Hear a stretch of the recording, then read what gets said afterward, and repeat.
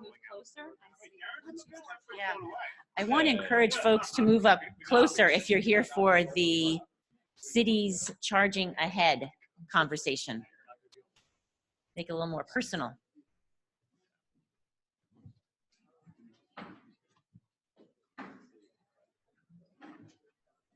We have those doors closed in the back, I think.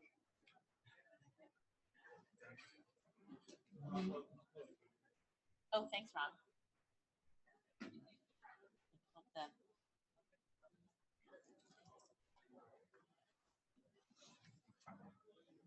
App. Okay. All right, everyone, I think we're going to go ahead and get started. Thanks to Rob, who's going ahead and closing the doors. And again, I encourage everyone to move a little closer. We can make it a little more personal.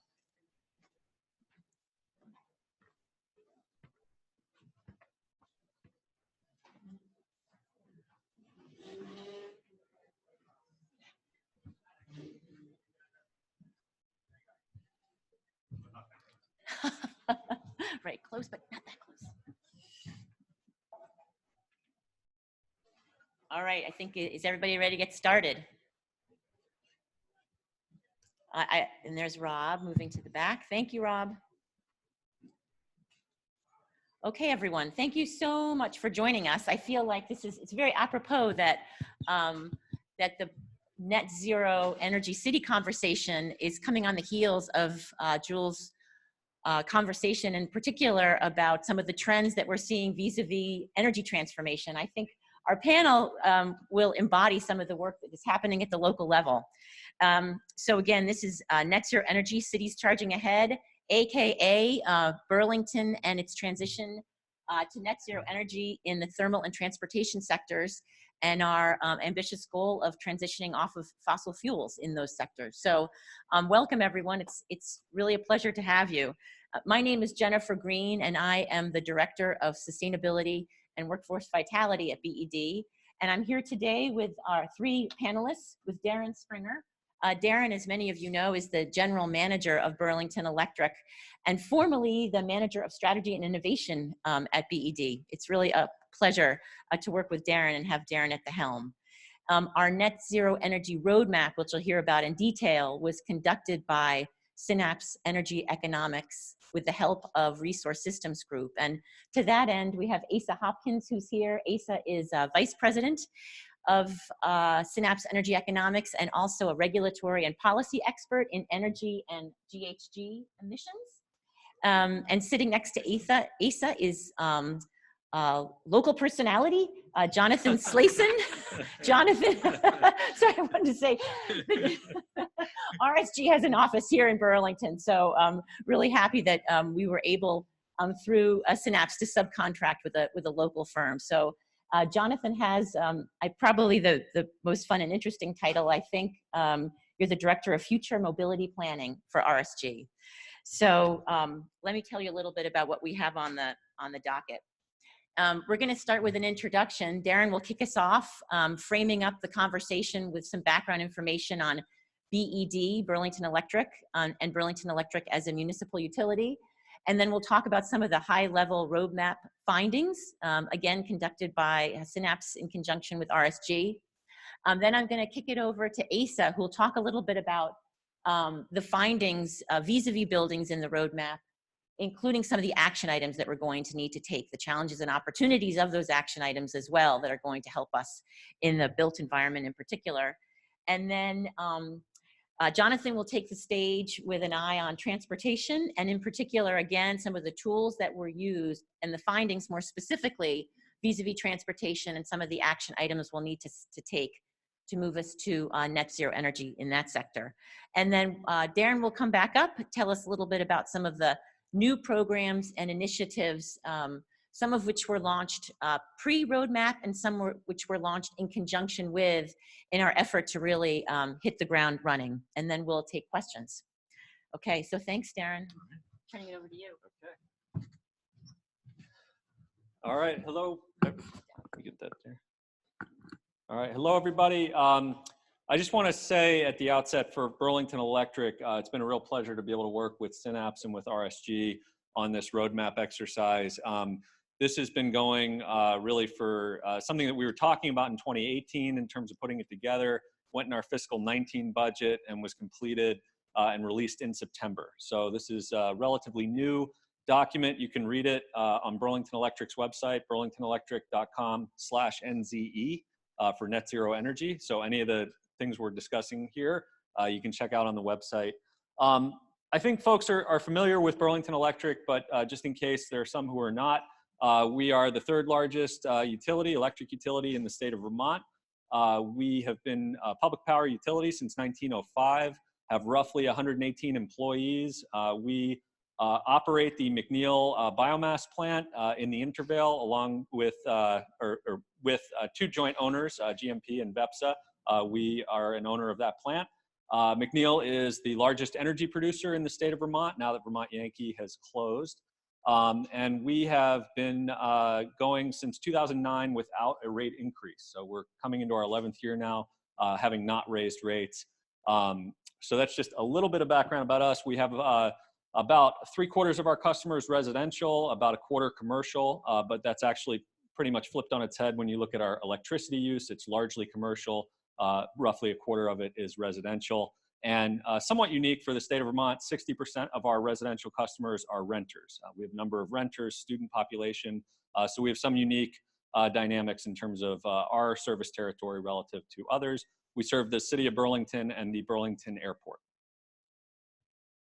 We are an energy efficiency utility. Everybody knows about Efficiency Vermont, and also Vermont Gas is an energy efficiency utility. Burlington Electric is an energy efficiency utility.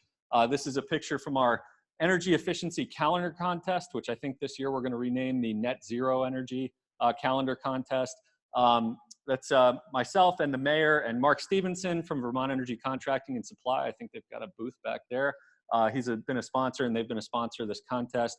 And of course, Champ, who's the most famous celebrity in the city of Burlington, Lake Monsters, joined with us with all of these fourth graders from public schools around the community who compete each year to have their picture about energy included in this calendar. So it's a nice event for us.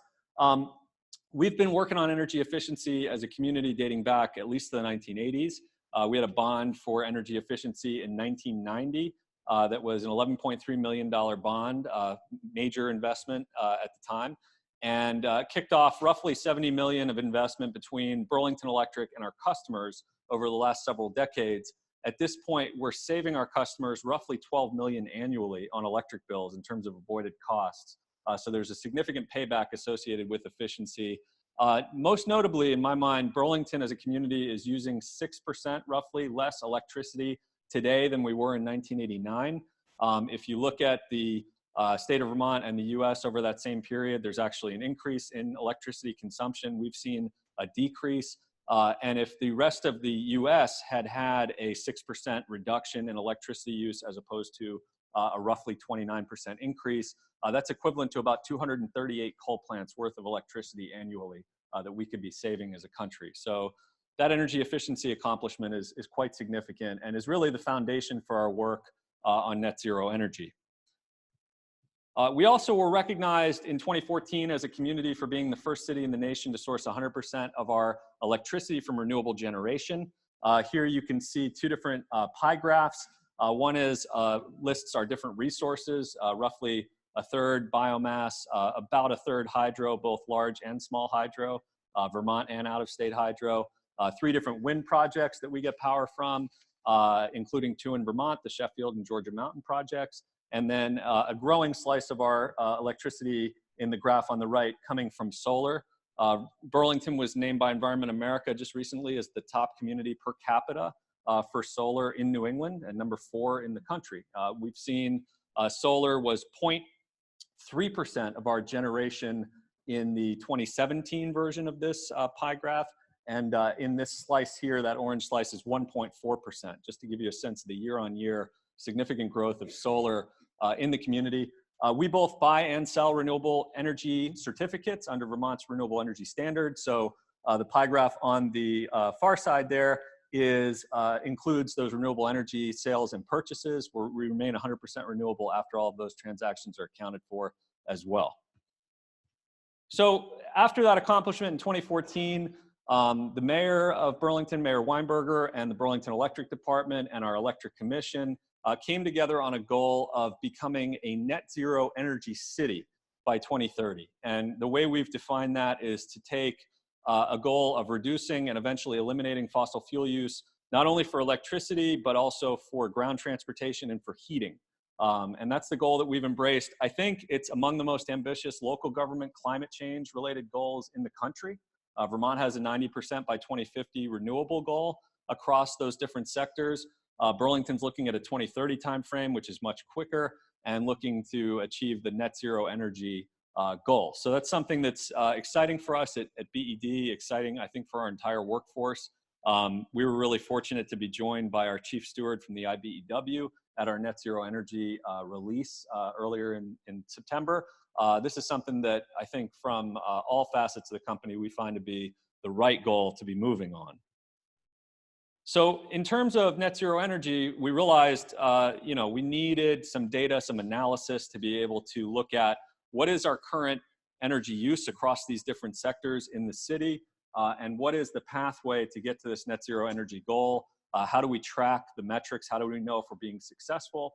And so this piece here looks at fossil fuel use across the building sector and the transportation sector, ground transportation in Burlington.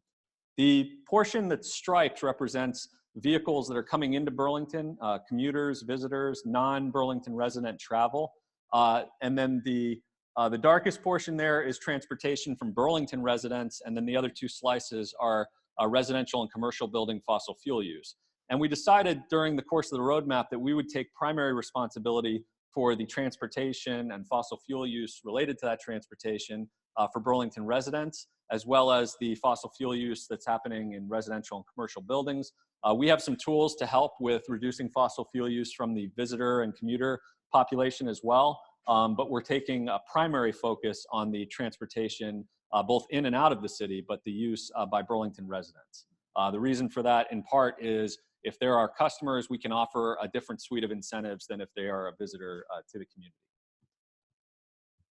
This is both a business as usual and then a net zero 2030 and 2040 chart here. So business as usual, we reach roughly a 9% reduction in fossil fuel use in the sectors targeted by 2030.